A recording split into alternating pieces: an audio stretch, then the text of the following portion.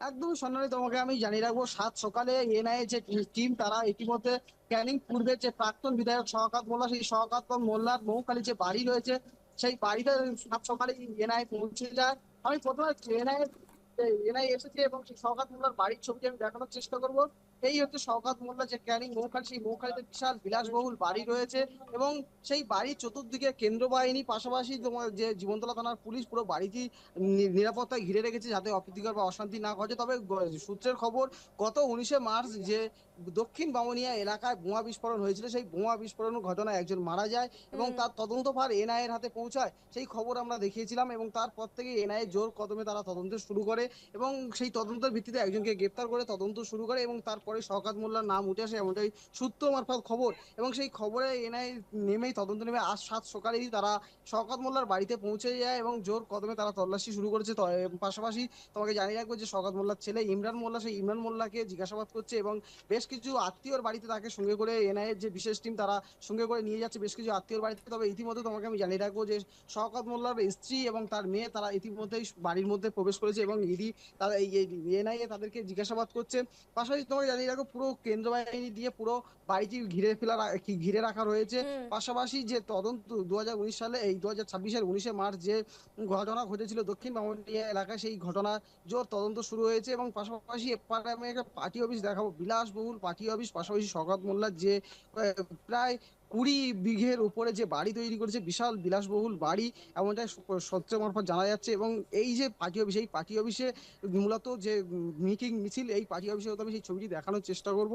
এই এই বাড়িতে সমস্ত কিছু রাজনৈতিক মিটিং থেকে শুরু করে মিছিল বা এই বাড়ির মধ্যে অনেক কিছু তথ্য পাওয়া যাবে বলে এমনটাই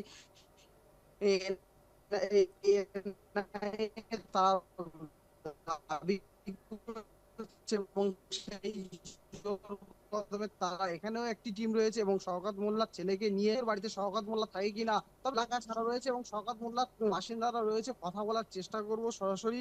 এখানে অনেকেই রয়েছে, শওকত মোল্লা কোথায় রয়েছে না কি রয়েছে জিজ্ঞাসা করবো।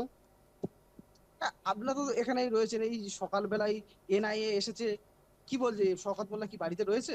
আমি ঠিক বলতে পারবো না। কি শুনলেন সকালে?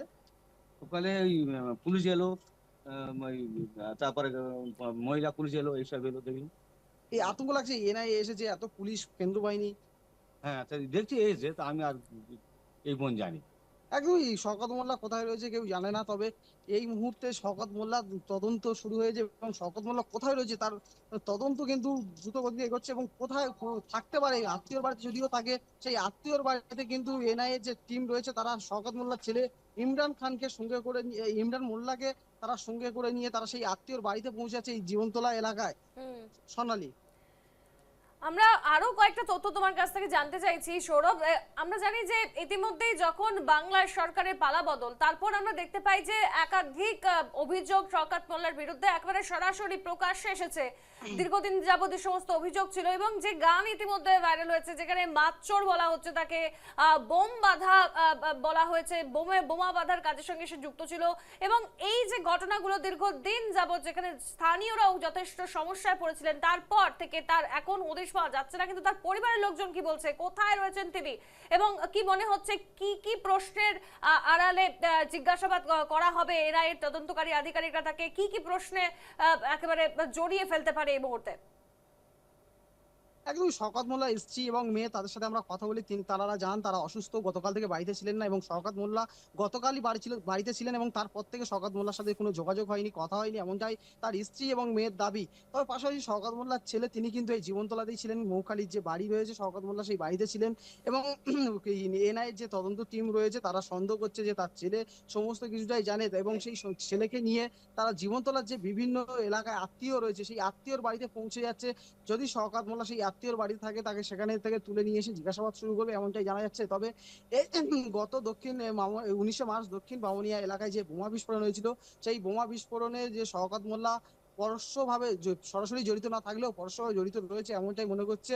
এবং সেই কারণেই শওকত মোল্লাকে খোঁজা তল্লাশি। আমি আরেকটি চিত্র দেখানোর চেষ্টা করবো এখানে, হুম। যে শওকত মোল্লার যে পার্টি অফিস, এই পার্টি অফিসে মূলত মিটিং মিছিল আয়োজন মিছিল মিছিল শুরু হতো এবং এখানেই সমস্ত কাজ হতো। এবং এখানে কেন্দ্র বাহিনী রয়েছে, দেখানোর চেষ্টা করবো বাকি অফিসের মধ্যেও কেন্দ্র বাহিনী রয়েছে এবং পাশাপাশি শওকত মোল্লার বাড়িতেও কেন্দ্র বাহিনী হয়েছে এবং দুটি জায়গায় পাশাপাশি দুটি জায়গা বিশাল একক জমির উপরে তৈরি হয়েছে, একদিকে পার্টি অফিস একদিকে বাড়ি এবং দুটি জায়গায় কেন্দ্র বাহিনী মোতায়েন করা রয়েছে এবং পাশাপাশি তোমাকে জানিয়ে রাখবো দুটি জায়গায় তল্লাশি হচ্ছে বা তদন্ত শুরু হয়েছে।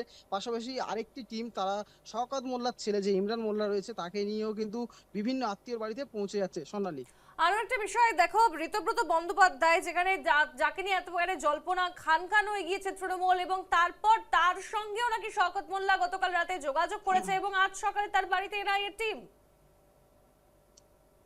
একদমই সূত্র মারফত খবর পাওয়া গেছে যে ঋতুব্রতর সাথে শওকত মোল্লা যোগাযোগ করেছে এবং যে বর্তমানে ঋতুব্রত তিনি বিরোধী দলনেতা হিসাবে তিনি সই করেছেন এবং তার নেতৃত্বে তৃণমূলের যে নয়া দল সেই নয়া দল গঠন হয়েছে এবং তার নেতৃত্বে দল চলবে এবং তার সাথে যে শওকত মোল্লা সহ আরো বেশ কয়েকজন তারা যোগাযোগ করেছে ঋতুব্রতর সাথে, এমনটা সূত্র মারফত জানা গেছে।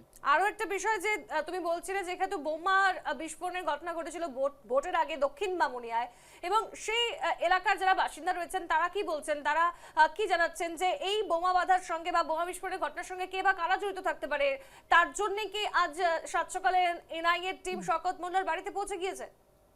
একদমই 19শে মার্চ যে বোমা বিস্ফোরণ হয়েছিল সেই বোমা বিস্ফোরণের ঘটনায় শওকত মোল্লার সামনে থেকে নাম না উঠে এলো, পরোক্ষভাবে নাম উঠেছে যে রহিদুলকে এনআইএ গত কয়েক মাস আগে গ্রেফতার করেছে এবং সেই রহিদুলের মুখ থেকে শওকত মোল্লার নাম উঠে আসে বলে এমনটা এনআইএ সূত্রে জানা গেছে।